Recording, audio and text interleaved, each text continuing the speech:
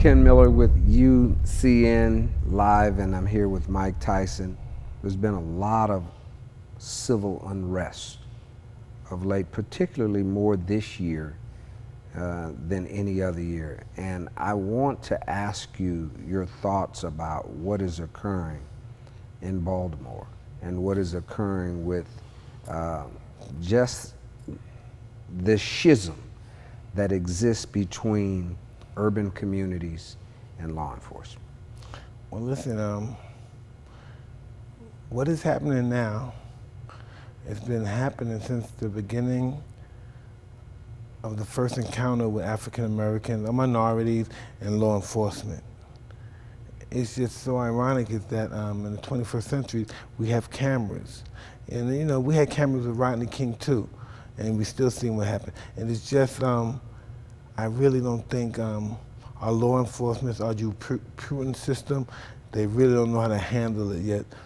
Being in the spotlight, being caught, you know, they can't deal with the fact our judicial system just don't want to accept the fact that it's broken, and they're the cause of it. And because, you know, they're sitting in their seat, they're sitting in the Supreme Court, and they're high and mighty, no one can touch them. You know, no. I saw what he killed. I seen him kill him. So what? He still had his job. Matter of fact, I'm gonna give him vacation. He's still gonna get paid. This is just what it is. If it's a conspiracy or what it is, this has been happening since we first came to these shores. You know, just look at the missing children on the milk carton. They're mostly minorities. You know, I think it's just an unwritten rule. Maybe this is my conspiracy theory. There's an unwritten rule that we're going to get rid of as much of these guys as we can in the legal system, in the law enforcement system, because it's pretty much pervasive that this is it. You know, no one gets punished. Everybody get away with this. You know, they do this stuff with impunity. They kill kids in broad daylight on camera. Everybody see they're wrong. And with impunity, nothing happens to them. They get a raise instead of getting their pay taken. They get a raise, and so this is just what it is. We fail to see that this is what it is.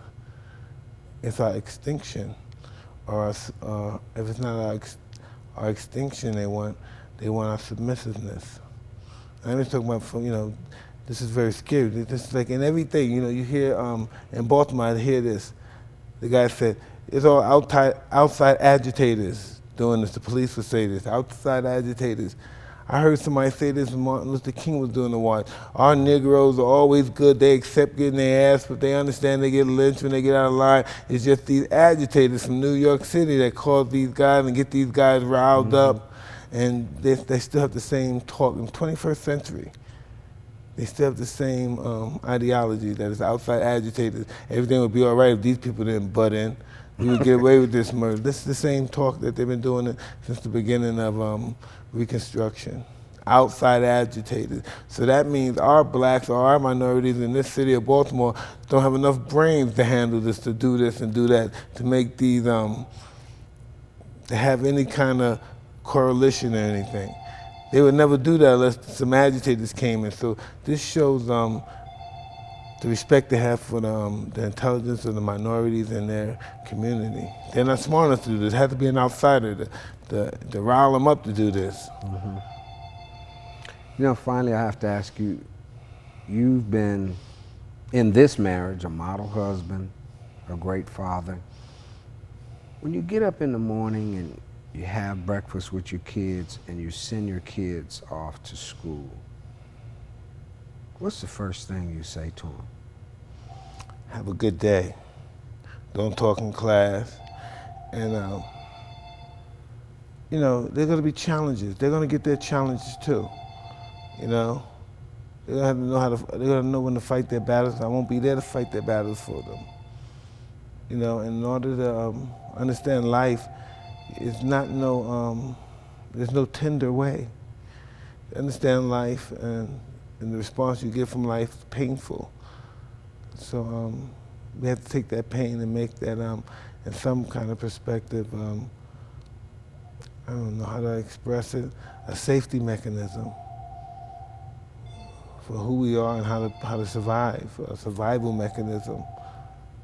That happens to all of us. We all were innocent like my kids, and something happened in life that we have a perception about white people, or we have a perception about black people, or police, or street guys. You know, our encounters in life allow us to have a slight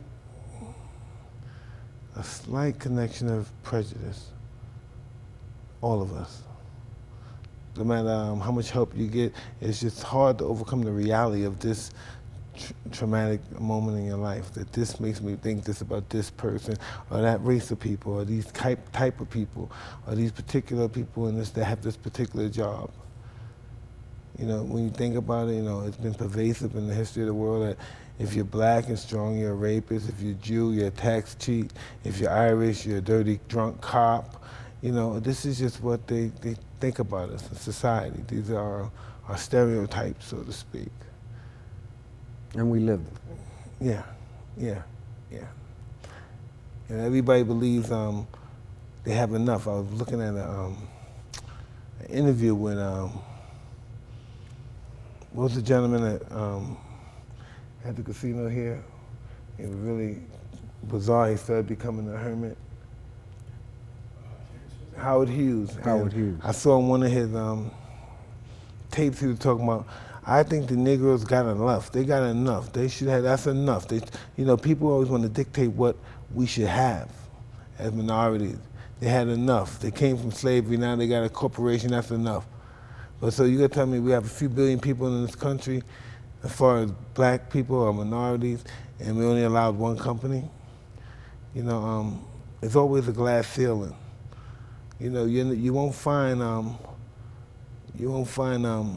any billionaire blacks unless they made $1 trillion for somebody else. Mm-hmm. That's just what it is. You know, that's just a Mexican, or you know, Puerto Rican, or any minority. That's just what it is. And we think we came a far way. Collectively, we came nowhere because we're still, in this 21st century, we're still so disenfranchised with one another. And when I say disenfranchised, we don't have a relationship. We're afraid of one another. We're insecure of one another, right, because of the insecurity of ourselves. If he has more money than you, you think your woman might like him. We don't trust our women. We don't, you know, we just, these little small, little insignificant things keep us at odds with one another. They allow us to kill one another. Yes, and not trust one another. And so the plan is working.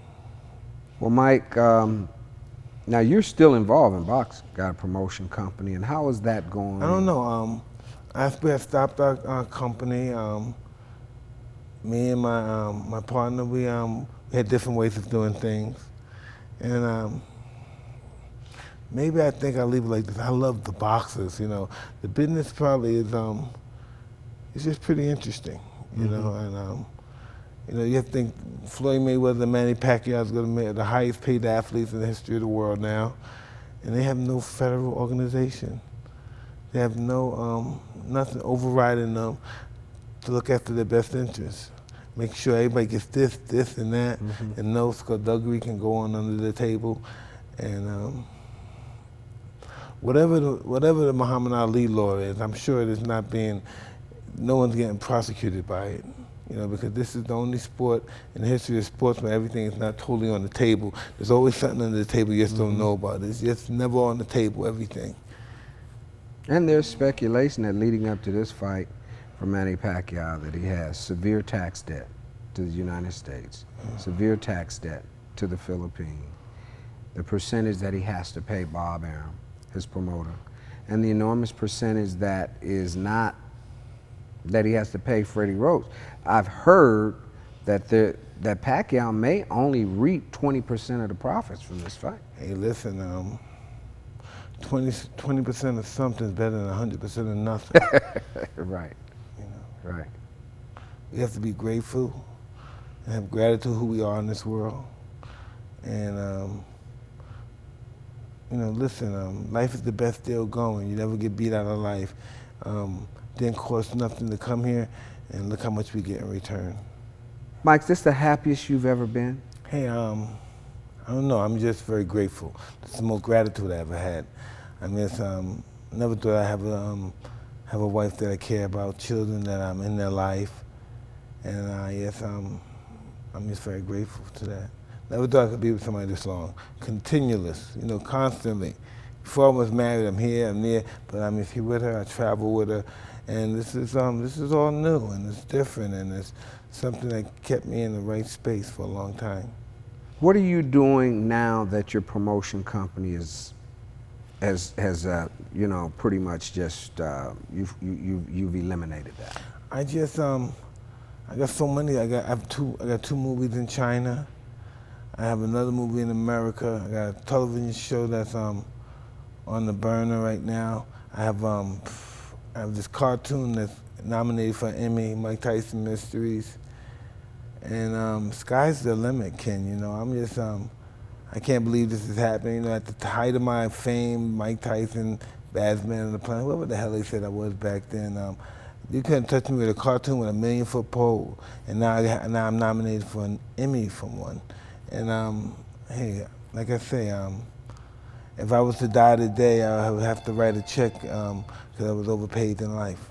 It says a lot too that you show up at the biggest boxing event in the history of boxing. You show up at the press conference.